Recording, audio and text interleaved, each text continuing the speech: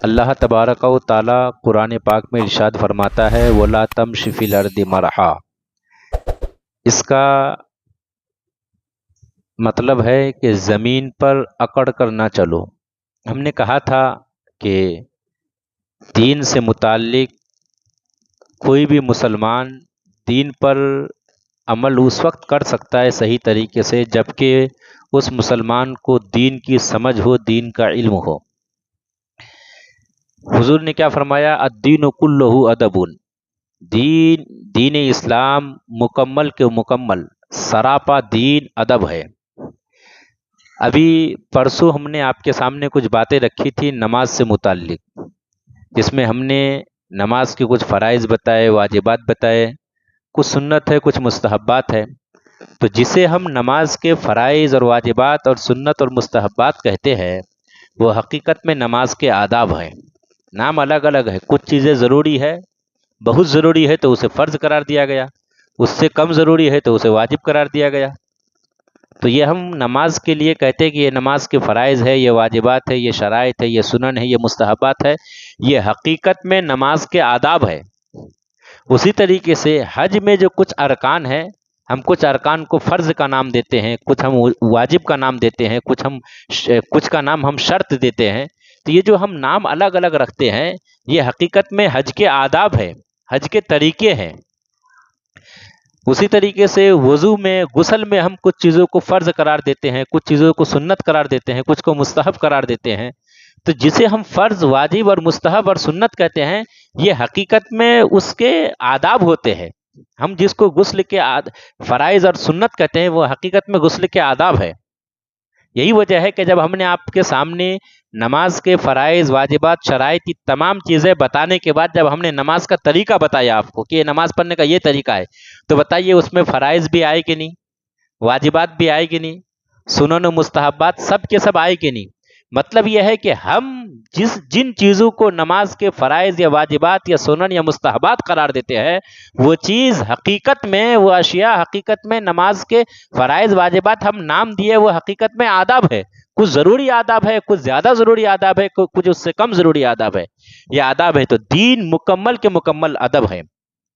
یاد رکھیے کہ ہمارا دین، دین اسلام صرف یہ نہیں کہ آپ کو نماز کے صرف طریقے بتائے، روزے کے طریقے بتائے، حج اور زکوٰۃ کے طریقے بتائے، دین اسلام نے چلنے پھرنے کا بھی طریقہ بتایا ہے۔ قرآن کہتا ہے وَلَا تَمْشِ فِي الْأَرْضِ مَرَحًا، زمین پر اکڑ کر نہ چلو۔ چلنے کے کچھ آداب ہیں، کہیں آپ مجلس میں ہے تو اس کے بیٹھنے کی بھی سرکار نے آداب بیان کیے ہیں۔ حدیث پاک میں آتا ہے کہ حضور علیہ الصلوۃ والسلام نے فرمایا کہ کوئی شخص ایسا نہ کرے کہ ایک شخص دوسرے کو اس کی جگہ سے اٹھا کر خود بیٹھ جائے، لیکن ہٹ جایا کرو اور جگہ کشادہ کر دیا کرو۔ اب اس کا مطلب کیا؟ یعنی بیٹھنے والوں کو یہ چاہیے کہ آنے والے کے لیے سرک جائے اور جگہ دے دے کہ وہ بھی بیٹھ جائے، یا یہ کہ آنے والا کسی کو نہ اٹھائے بلکہ ان سے کہے کہ ذرا سرک جاؤ، مجھے بھی بیٹھنے دو۔ مطلب یہ کہ کسی کو بالکل اٹھا کے پھینک نہیں دینا چاہیے، اور جو پہلے سے بیٹھے ہیں تو ان کو یہ چاہیے کہ جب کوئی آدمی آئے تو ان کے لیے جگہ بنائے تاکہ وہ بھی بیٹھ جائے۔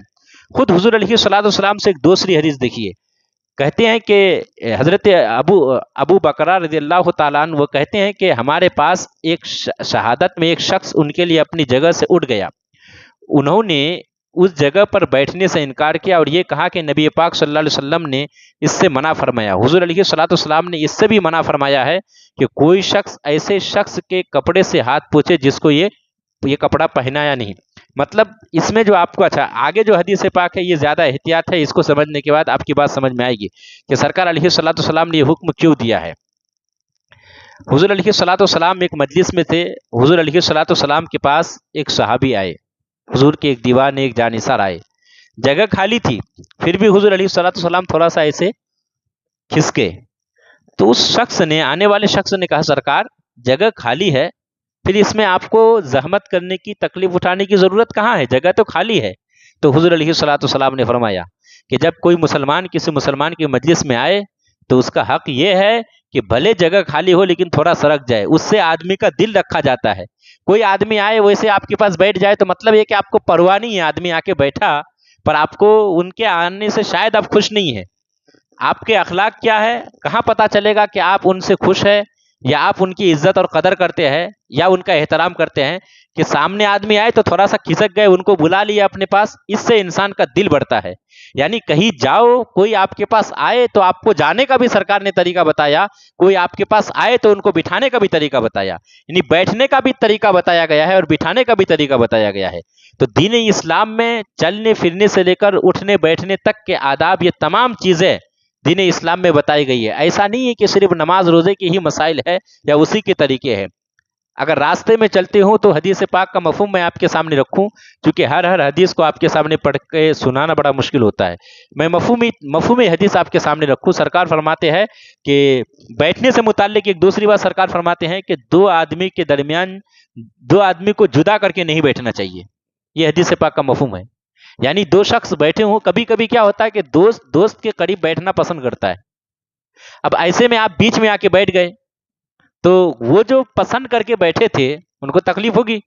हुजूर इतनी तकलीफ से भी मना फरमा रहे हैं।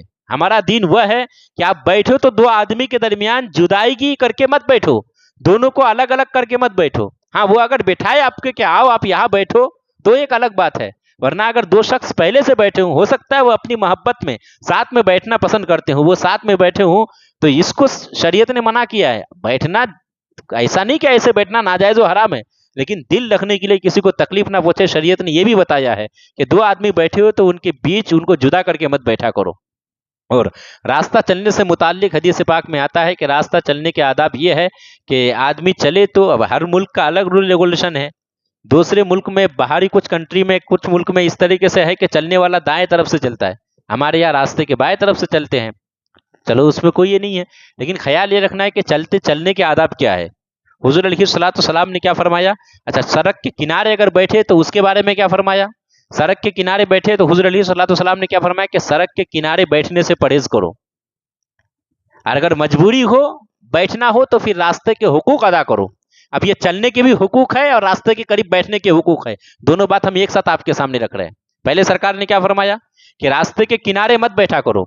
अगर बैठना अगर आपके लिए मजबूरी हो बैठने की, आपको अगर बैठना जरूरी हो तो फिर रास्ते के हुकूक अदा करो।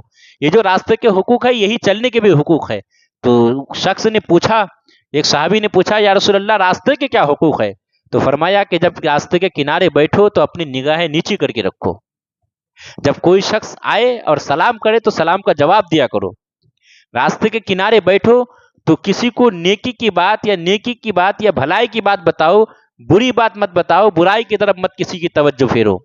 ये कुछ उसी तरीके से चलने फिरने के आदाब में भी क्या बताया गया?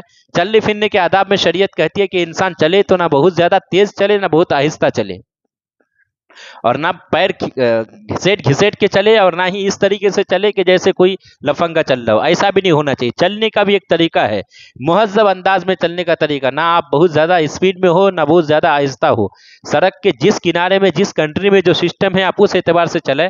अगर चलते चलते आपको थूकने की हाजत हुई है तो इस्लाम कहता है कि थूकने का भी तरीका है कि आप इसको थूके तो आप पहले ये देखें, क्या थूकने का तरीका ये है कि आप बाएं तरफ थूकेंगे अपने। लेकिन अगर कोई बाएं तरफ है तो ऐसा तो है नहीं कि बाएं तरफ तब भी थूकना है। कोई अगर है दाएं तरफ इसलिए नहीं थूकना है कि दाएं तरफ से लोग ओवरटेक करते हैं। आप चलते हैं तो कोई साइकिल वाला आपसे तेज है, आप साइकिल में है तो बाइक वाला आपसे तेज है, आप बाइक में है तो कोई और दूसरा आदमी आपसे फोर व्हीलर वाला तेज आए, आप दाएं तरफ थूकेंगे तो हो सकता है उनके ऊपर गिरे। इसीलिए शरीयत ने, इस्लाम ने क्या कहा? आपको बाएं तरफ थूकना है। उस थूकने में भी आपको ध्यान ये देना है कि कहीं किसी पर थूक ना गिरे। तो मतलब यह है कि अगर थूकने का भी तरीका इस्लाम बताता है कि आपको कहां और कैसे थूकना है। चलने फिरने का भी तरीका इस्लाम बताता है। इसीलिए सरकार ने क्या फरमाया? दीन कुल्लुहु अदबुन, दीन मुकम्मल के मुकम्मल अदब है। अदब इंसान के लिए इस कदर जरूरी है कि अगर बुजुर्गान दीन के अक़वाल हम आपके सामने रखें तो किसी बुजुर्ग ने यहां तक कहा है कि अगर किसी इंसान के अंदर अदब नहीं होता है तो फिर वो और दो चीजों से महरूम हो जाता है, एक इल्म और दूसरा रिज्क। अगर अदब नहीं है, इंसान अगर मुअद्दब नहीं है तो वो इल्म से भी महरूम होता है और रिज्क से भी महरूम हो जाता है। तो अदब ये बहुत जरूरी चीज है इस्लाम में। जहां पे नमाज, रोजे, हज और ज़कात के आदाब बताए गए हैं, वही इस्लाम में चलने फिरने, उठने बैठने, एक दूसरे के साथ ताल्लुक रखने, मुसाफा करने, मिलने जुलने के भी इस्लाम ने तरीके बताए हैं खुद। और जिनके पास लोग बैठने के लिए आते हैं उनके बारे में हदीस पाक में आता है कि हजरत अबू दरदा ने रिवायत किया, कहते हैं कि रसूलुल्लाह सल्लल्लाहु ताला अलैहि वसल्लम जब बैठते और हम लोग हुजूर के पास बैठते और उठकर तशरीफ ले जाते, यानी हुजूर हमारे दरमियान, हम हुजूर के दरमियान या हुजूर के पास बैठते और हुजूर फिर वहां से उठकर ले जाते, मगर वापसी का हुजूर को इरादा होता तो फरमाते हैं कि हुजूर नालन मुबारक या कोई चीज छोड़ जाते। इससे सहाबा को ये पता चलता कि सरकार दोबारा तशरीफ लाएंगे और सब लोग ठहरे रहते थे।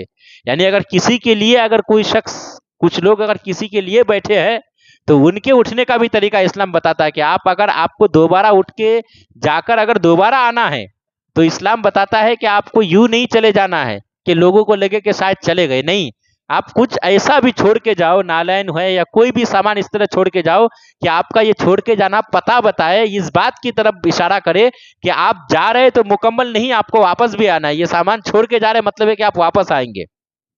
तो शरीयत मुतहरा में इन बातों की भी गुंजाइश है।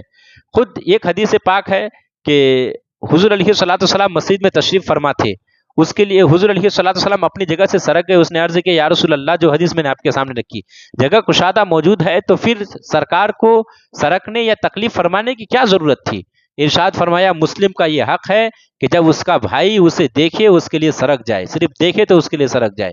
ये सोचने की बात है। उसी तरीके से मस्जिद में बैठने की भी कुछ आदाब है कि आप मस्जिद में बैठे तो किस तरीके से। आज हम देखते हैं कि बहुत सारे लोग मस्जिद की दीवार के साथ टेक लगा के बैठते हैं। शरीयत मुताहरा में बिला उज़्र आप मस्जिद की दीवार में टेक लगा के नहीं बैठ सकते हैं। कुछ लोग मस्जिद में पैर फैलाकर बैठते हैं। मस्जिद में पैर फैलाकर बैठना भी मना है। हाँ, आपको बहुत ज्यादा अगर बैठना हो तो ऐसे बैठ सकते हैं जैसे अभी हम लोग बैठे हैं, वरना सबसे बैठने का तरीका मस्जिद में वही है जो तशहुद का तरीका है, जो आप तशहुद में बैठते हैं। और अगर आपको ज्यादा देर बैठना है कि उतनी देर तक बैठना, आदमी कभी कभी सेहत के एतबार से मजबूर होता है, तो तरीका क्या बताया गया? तरीका ये बताया गया कि फिर आप ऐसे बैठ सकते हैं आराम से, इसमें कोई दिक्कत नहीं है। खाने पीने से मुताल्लिक, आप उठने बैठने सोने से मुताल्लिक, हर बात से मुताल्लिक शरीयत ने, इस्लाम ने कुछ ना कुछ आपको आगाही की है और उसके तरीके कुछ ना कुछ बताए हैं। देखिए कि अगर आप सोने से मुताल्लिक बात करेंगे तो सोने से मुताल्लिक कहा गया कि अगर असर के बाद, असर और मगरब के दरमियान कोई शख्स सोता है तो मसला भी है शरीयत का और हदीस पाक का एक मफहूम भी है कि मुमकिन है कि उसकी अकल कम हो जाए। अगर कोई असर और मगरब के दरमियान सोता है, वो यही हुक्म मगरब से ईशा के बाद सोने का है कि मगरब के बाद से लेकर ईशा तक इतने दरमियान इंसान को सोना नहीं चाहिए, इससे अक्ल में कमी आ सकती है। अब इसके अलावा याद रखिए कि रात में सोने और जागने से मुताल्लिक इस्लाम ने क्या कुछ कहा है। हम लोग देखते हैं कि रात भर अगर इबादत नहीं, इबादत तो दूर की बात, कुछ काम नहीं होता, फिर भी फजूल में बातें करते हैं और रात बिताते हैं। याद रखिए कि बाद नमाज ईशा बातें करने की 3 सूरतें हैं। नंबर 1, इल्मी गुफ्तगू, किसी से मसला पूछना या उसका जवाब देना या उसकी तहकीक व तफ्तीश करना। इस किस्म की गुफ्तगू सोने से अफजल है। यानी अगर आप सो जाते हैं और सोने की बजाय अगर आप ये गुफ्तगू करते हैं, कहीं आप किसी इल्मी मजलिस में बैठे हैं, कुछ मसाइल शरिया सीख रहे हैं, दीन की कुछ मालूमात हासिल कर रहे हैं, तो कहते हैं कि इल्मी गुफ्तगू, इल्मी मजलिस में बैठना, कुछ सीखना, कुछ सिखाना, ये सोने से अफजल है, सो जाने से ये अफजल है। और दूसरी चीज, झूठे किस्से कहानी कहना, मस्खरापन और हंसी मजाक की बातें करना, शरीयत कहती है कि ऐसा करना ये मकरूह है। और तीसरी चीज, मुवानसत की बातचीत करना, जैसे मियाँ बीवी आपस में बातचीत करे या आपके घर मेहमान आए हुए हैं उनके साथ कलाम बातचीत करना, ये जायज़ है, इसमें कोई दिक्कत नहीं है। मगर ख्याल रहे कि अगर इस तरह की बातें हों तो फिर एक तरीका बताते हैं कि आखिर में जिक्र इलाही में भी थोड़ी देर अपना वक्त गुजारें, ताकि आपका ये बैठना जिक्र इलाही से खाली ना हो। क्योंकि हदीस पाक, अक़वाल बुजुर्गान दीन को अगर आप देखेंगे तो उससे पता चलता है कि वो बहुत बुरी मजलिस है कि जिस मजलिस में लोग कुछ वक्त बिताए और वहां अल्लाह का जिक्र ना हो या हुजूर पर एक बार दुरूद ना भेजा गया हो, ये सबसे बुरी मजलिस बताई गई है। भले जाहिर सी बात है कि अगर अल्लाह और उसके रसूल की अगर बात नहीं हो रही है, कुछ जिक्र खैर नहीं हो रहा है, तो जाहिर सी बात है वो मजलिस चुगली, गिबत और हसद किना, इन बातों से ही वो मजलिस भरी होगी। तो इसीलिए हदीस पाक का मफहूम क्या है कि मवानसत के लिए कोई मेहमान आए या बीवी से बातचीत, मियाँ बीवी के दरमियान बातचीत, ईशा के बाद आप ये बातचीत कर सकते हैं, इसकी इजाज़त है, लेकिन उस मजलिस को आप पाक करें और उसको बेहतर बनाए। उसका तरीका यह है कि आप कुछ अल्लाह का जिक्र कर ले, कुछ तस्बीह कर ले, कुछ तहलील कर ले, कुछ आप हुजूर पर एक आध मरतबा आप दरूद पढ़ ले, कुछ तौबा इस्तिगफार कर ले, मतलब जो हम आपके सामने रखना चाहते हैं कि दीन इस्लाम ने सिर्फ आपको ये बातें नहीं बताई, खाने पीने से मुताल्लिक भी आपको हिदायत की गई है कि खाने पीने का तरीका क्या है। हम देखते हैं कि बहुत सारे लोग कुछ ऐसे होते हैं कि दुनिया जहान के काम का सब कुछ करते हैं, मगर यह है कि वो खुराक की वजह से इतना मजबूर होता है कि हेल्थ बढ़ जाना ये अपनी जगह है, साथ ही साथ तोंद भी बहुत बाहर निकल आता है। वजह क्या है कि जो खाने का इस्लामी तरीका है उस तरीके से इंसान खाता नहीं है। सरकार से खाने पीने से मुतालिक बहुत तेजी के साथ हम कुछ बातें आपके सामने रख रहे हैं। सरकार से खाने पीने से मुतालिक दो तरह की बातें समझ में आ रही है। एक ये है कि इंसान दाएं पैर को उठाकर बाएं पैर पे बैठ के इस तरीके से बैठ के खाना खाए, एक ये तरीका सरकार से समझ में आता है कि ऐसे खाना खाए। और एक तरीका खाने से मुतालिक ये आता है कि कहीं बैठे हैं टेक लगा के दीवार के साथ, तो इस दोनों पैरों को खड़ा करके घुटने को इस तरीके से करके कुछ खाए, एक तरीका ये समझ में आता है। बाद में शारहीन हदीस और फुक़हा किराम ने ये बताया कि अगर मामूली कोई चीज़ खानी हो, यानी सरकार जब कुछ मामूली चीज़ खाते थे, कभी एक आध खजूर खा लेते थे या और कोई ऐसा थोड़ा सा सामान, कुछ मामूली चीज़ अगर सरकार तनावल फरमाते थे तो सरकार दोनों पैर को ऐसे करके तनावल फरमाते थे। और अगर आप सरकार अलैहिस्सलाम खाना रोटी इस तरह की कोई चीज़ खाते थे तो सरकार फिर ऐसे बैठ के खाते थे कि एक पैर को खड़ा करके एक पर बैठ के। इससे ये होता है कि अब खाने पीने से मुताल्लिक जो कहा गया है, मफहूम यह है खाने पीने से मुताल्लिक इस्लाम ने जो तस्वुर पेश किया है कि इंसान खाए तो एक हिस्सा पेट के 3 भाग समझे, 3 हिस्से करे, एक हिस्से में दाना हो, एक हिस्से में पानी और एक हिस्सा खाली रखे, ताकि उससे जो है इंसान सांस ले पाए। लेकिन यहाँ ये होता है कि आदमी खाने बैठता है और कुछ अगर तबीयत के मुताबिक खाना है तो पेट ऊपर गले तक इंसान खा जाता है। ऐसा भी होता है कि नहीं? इस्लाम ने इन तरीकों से मना किया है। खाने पीने की भी इस्लाम ने तरीके बताए हैं कि खाने का तरीका क्या है। यही वजह है कि आज सबसे ज़्यादा हम एक आखिरी बात आपके सामने रखते जा रहे हैं। बहुत सारे मुसलमान इससे कई सारे हमारे पास ये शिकायत भी आई कि खाने पीने को लेकर इंसान इतना मजबूर है कि बहुत सारे हट्टे खट्टे नौजवान रोज़े नहीं रखते हैं। बताइए, रोज़े के इतने फ़वाइद है, बताइए कि रोज़ा रखने से रोज़ा सिर्फ इसलिए इंसान नहीं रख पाता है, कोई इस तरीके से बहाने करते हैं कि हमसे भूख बर्दाश्त नहीं होती है। तो फिर क्या मतलब रोज़े में आपको खाने की इजाज़त दी जाए, फिर खा लेंगे तो फिर वो रोज़ा कैसा? ये इस तरह इबादत है कि आपके लिए कितना सुकून का बाइस है ये रोज़ा, और आपकी सेहत और जिस्म के लिए किस कदर फ़ायदेमंद है। जो हुक्मा का कौल है कि कम खाने में सेहत है, हकीम डॉक्टरों का कहना है कम खाने में सेहत है। तो मुराद क्या है कम खाने में सेहत है? ये इसको सोचने की ज़रूरत है कि कम खाने में सेहत है, ऐसा क्यों कहा गया है? जाहिर सी बात है, इंसान जब पेट भर के खा लेगा, सांस भी नहीं ले पाएगा, इंसान से चलना फिरना भी नहीं हो पाएगा, तो फिर उसका खाना हजम कहाँ से होगा? खाना हजम होने के लिए इंसान करता क्या है कि जब मन के मुताबिक खाना होता है तो पेट भर के खा लेता है। अब अब अकवाल हुक्मा में यह है कि कम खाने में सेहत है, तो इसका दो मफहूम हो सकता है कम खाने में। रमज़ान के एतबार से आप देखेंगे तो कम खाने में सेहत, इस एतबार से रमज़ान में भी कोई कम तो खाता नहीं है, हमको तो ये समझ में नहीं आता कि कम खाता है। अब यहाँ पे ये हो सकता है कि कम मर्तबा खाने में सेहत है। एक ये है कि कम खाने का मतलब यानी इंसान अगर 2 प्लेट खाता है तो उसकी जगह 1 प्लेट खाए, ये कम खाना है, इसमें भी सेहत है। और एक है कि कम मर्तबा खाने में कभी कभी सेहत है। इंसान भले 1 प्लेट ही खाना खाने के मुताबिक खाता है, लेकिन कई मर्तबा में हर आधे घंटे में कुछ ना कुछ, हर 10-15 मिनट में कुछ ना कुछ इंसान खाते रहता है। इससे भी नुकसान है सेहत के लिए।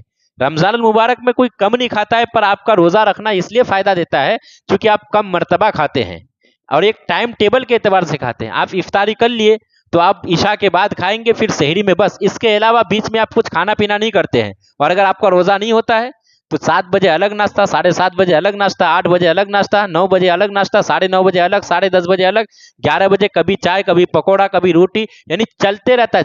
12 बजे तक तो आपको 5-6 तरह के आपके नाश्ते होते, चाय और पानी ये सब मिलाकर, और फिर उसके बाद दोपहर का खाना आपसे खाया नहीं जाता है। इंसान फिर परेशानियों में। एक आखिरी बात यह है कि रोजा हमारे लिए हर तरीके से शिफा का जरिया है, पर यह है कि हम इससे जी चुराते हैं। बहुत सारे नौजवान जी चुराते हैं। ऐसी कुछ खबरें मिली है कि हट्टे कट्टे लोग रोजा नहीं रखते हैं। सोचने की बात है। अब देखिए कि आज दुनिया में आप देख लीजिए, पहले कोई डॉक्टर होता था, अब डॉक्टरों हॉस्पिटलों की कोई कमी नहीं है, मगर ये कि बीमारी भी बिल्कुल बराबर है। इतने सारे डॉक्टर होने के बावजूद भी सब मरीज बने बैठे हैं। वजह क्या है? क्योंकि इंसानों की जो खुराक है ना, अभी जो हम खाते हैं, वो खुराक हमारी सेहत से बढ़कर है। इंसानी जिस्म से बढ़कर वो खुराक है। ये खुराक इंसानों की है ही नहीं। हकीकत में हम जो खुराक खुद और अपने बच्चों को खिलाते हैं, ये हकीकत में जानवरों की खुराक है। एक एतबार से समझेंगे तो हम आपके सामने बात रखते हैं। पहले होम्योपैथिक दवाई होती थी, जंगली दवाई, जड़ी बूटी, घास फूस को पीस के लाके इंसान उसको पी जाता था, शिफा मिल जाती थी। सर का दर्द खत्म, बुखार खत्म, पेट में दर्द खत्म, दुनिया जहान की बीमारियां घास फूस से, जंगली इलाज से जो है बीमारियां खत्म हो जाती थी, इंसान को शिफा मिल जाती थी। उसके बाद थोड़ी थोड़ी तरक्की, जब जमाने ने थोड़ी तरक्की किया तो उसके बाद होम्योपैथिक सिस्टम आया। लेकिन आज होम्योपैथिक दवाई आज खाओ तो अगले ईद में जाके आपको फायदा होता है कि शायद होम्योपैथिक दवाई ने फायदा किया है। वजह क्या है? कुछ फायदा क्यों नहीं हो रहा है? ना जंगली दवाइयां काम करती है, ना आयुर्वेदिक, ना होम्योपैथिक, अंग्रेजी की तरफ बढ़ना ही पड़ता है। मसला क्या है कि हम खुराक इतनी हाई स्पीड वाली और इतनी मजबूत और खतरनाक खुराक खाते हैं कि होम्योपैथिक दवाई के अंदर वो पावर ही नहीं कि आपको आपकी बीमारी को खत्म कर पाए। ये घास फूस और जंगली इलाज में वो पावर ही नहीं कि आपकी बीमारी को खत्म कर पाए, क्योंकि खुराक बहुत हार्ड है। भाई एक चिकन को देख लीजिए, वो सिर्फ एक चिकन, एक मुर्गी इसलिए होती थी कि आप उसमें शोरबादार सालन बनाए या आप सूखा बनाए, दो ही किस्म का होता था। लेकिन अब चिकन के हजारों आइटम बनते हैं, इतने आइटम बनते हैं कि इंसान जन्नत की खुराक भूल जाए, इतने आइटम इसके बनते हैं। ऐसा लग रहा है जैसे भूले भटके जन्नत से आ गई हो मुर्गी कहीं से, इसके इतने। हकीकत में यह कि आप देखिए इस तरीके से कितने मसाले लगते हैं, किस तरह गर्म चीजें हम इस्तेमाल करते हैं। अच्छा, उसके अलावा पकोड़े भजिए के नाम पर या डालमुट के नाम पर कितनी तरह की कुरकुरे फुरकुरे चिप्स वगैरह के नाम पर कितनी खुराक आ गई है। ये हम खुद भी खाते हैं, बच्चों को भी खिलाते हैं। और कुछ कुछ कुरकुरे ऐसे भी है कि एक पैकेट से आपकी चाय बन जाए, अगर आप चाय बनाओ जला कर तो, और जल्दी जलती भी नहीं है ये चीजें।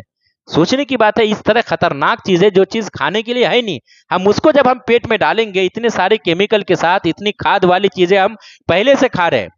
हम पानी पी रहे हैं तो उसमें भी हमारे लिए कोई बहुत बेहतर वाली चीज नहीं है, हम पानी पीते मजबूरी है। आप जम्बूसर में आपके यहाँ जो पानी मिलता है वो फिल्टर करके आपको लाके देता है। अब इसको समझना है कि ये जो पानी है, भरूच में डॉक्टर ने बताया कि यहाँ जो पानी इलाके में हमारे यहाँ जो पानी मिलता है, इस पानी को जो दवाई की एक या दो बूंद डाली, एक हजार दो हजार लीटर पानी में एक दो बूंद उसमें केमिकल डालता है। न सिर्फ ये कि वो पानी खारा से मीठा होता है, साथ ही साथ उस दवाई की वजह से ठंडा भी होता है। बताइए वो किस कदर खतरनाक दवाई है। भले थोड़ा थोड़ा ही सही, आज 1000 लीटर पानी में वो दवाई डाली गई तो हम 2-4 साल में या जितने साल में हम अगर 100 लीटर भी पानी पिए तो कुछ तो दवाई का हिस्सा पेट में गया कि नहीं गया। अच्छा, उसके अलावा उस डॉक्टर ने एक मजे की बात, पते की बात ये बताई कि इस दवाई के जरिए जो पानी को हम मीठा करते हैं और ठंडा करते हैं, इस दवाई से सिर्फ ये होता है कि उसका जायका सिर्फ बदलता, आपको लगता है कि ये पानी जो है मीठा हुआ है। हकीकत में जो उसकी तबीयत है, जो तासीर है, वो नमकीन ही है। बताओ, इतना खारा पानी अगर हम रोजाना पी रहे तो हमारे लिए किस कदर। एक तो एक पानी का मसला है, हम जो खुराक खा रहे हैं, जो चावल रोटी खा रहे हैं, वो भी खाद से, अंग्रेजी दवाई से, वो भी फ्री नहीं है, उसमें भी अंग्रेजी दवाइयों की शमूलियत है, उसमें भी अंग्रेजी दवाई है, केमिकल है। तो हम जो खुराक खा रहे हैं वो पहले से ही हम खतरनाक है। कोई खुराक हमारी जहर से खाली नहीं है। फिर इस्लाम ने आपके लिए रमजान इतना बाबरकत महीना दिया है कि इस तरह जो आप रोजे रखेंगे इसका फायदा ये होगा। मैं कल जुमा में इंशाल्लाह आपके सामने इस ताल्लुक से बहुत सारी बातें हैं जो मैं रखने की कोशिश करूंगा। इंसान जब रोजा रखता है तो रोजा रखने के बाद जब भूखा रहता है तो इंसान के जिस्म में 2 तरह के सेल्स होते हैं, कुछ अच्छे होते हैं और कुछ कमजोर और फासिद होते हैं। जब इंसान ज्यादा भूखा रहता है तो जो वो कमजोर और फासिद जो सेल्स होते हैं, जिसकी जिस्म को जरूरत नहीं है, वो आपके जिस्म को बीमार ही करे, वो सेल्स, ये अच्छे सेल्स उस बुरे सेल्स को खाना शुरू कर देते हैं, खा के खत्म कर देते हैं। फिर आपका जिस्म जो है वो बीमारियों से पाक हो जाता है। तो रोजा इस कदर है, वो जो आप 11 महीने तक 1000 किस्म के चिकन के 1000 किस्म के आइटम और कहीं ना कहीं 1000 तरह की चिप्स, और ये वो जो हम 11 महीने तक खाते हैं, उन तमाम चीजें वो जो बीमारी बन के हमारे पेट में, हमारे शरीर में है, उन तमाम चीजों को खत्म करने और इन बीमारियों से निजात पाने का रोजा एक जरिया है। जहां इबादत है वहां हमारे लिए रोजा शिफा भी है। खुद सरकार ने फरमाया, सूमू तसेहू, रोजा रखो सेहतियाब हो जाओ। तो ये भी دین نے جہاں نماز روزے حج زکوٰۃ کے طریقے بتائے، کھانے پینے کے طریقے بتائے، تو روزہ بھی ایک عبادت ہے۔ عبادت ہونے کے ساتھ ساتھ جسم کو بیماریوں سے بچانے کا ایک ادب بھی ہے، ایک طریقہ بھی ہے۔ تو روزہ صرف عبادت نہیں ہے، یہ ہمارے جسم کے لیے شفا کا ذریعہ بھی ہے، اور کہیں نہ کہیں ہمیں بیماریوں سے بچنے کا ایک طریقہ جو وہ شریعت جو بتا رہی ہے وہ ہے روزہ۔ شریعت نے جگہ جگہ پہ ہم کو رہنے سہنے سے لے کر کھانے پینے سے متعلق، بھوکے رہنے سے متعلق ہر چیز کا شریعت نے ہم کو طریقہ بتایا ہے۔ اور صرف طریقہ ہی نہیں، بہت سارے طریقوں میں ہمارے لیے شریعت نے ثواب بھی رکھا ہے، اجر بھی رکھا ہے۔ تو سوچنے کی بات ہے کہ ہم شریعت مطہرہ کے مطابق عمل اس وقت کر سکتے ہیں جب کہ ہم دین کی معلومات رکھیں گے، دین سے ہم قریب ہوں گے، اور دینی معلومات سے اپنے آپ کو آشنا کریں گے۔ کوشش کریے کہ ہم اور آپ دین سیکھیں، دین سے قریب ہوں، علماء کی قدر کریں، علماء سے محبت رکھیں، ان سے قریب ہوں، ان سے دین سیکھیں۔ ہم سب حضرات کو اللہ تبارک و تعالی ہم تمامی حضرات کو دین مصطفیٰ پر عمل کرنے، شریعت مطہرہ سیکھنے اور اس پر عمل کرنے کی توفیق عطا فرمائے۔ تمامی لوگوں کو ہر طرح کے جسمانی، روحانی اور ہر طرح کی آفت و بلیات اور تمام طرح کی بیماریوں سے ہم سب کے اللہ حفاظت عطا فرمائے۔ بولنے میں لغزش ہوئی استغفار کرے، استغفر اللہ ربی من کل ذنب و اتوب الیہ وما علینا الا البلاغ۔ السلام علیکم ورحمۃ اللہ تعالی وبرکاتہ۔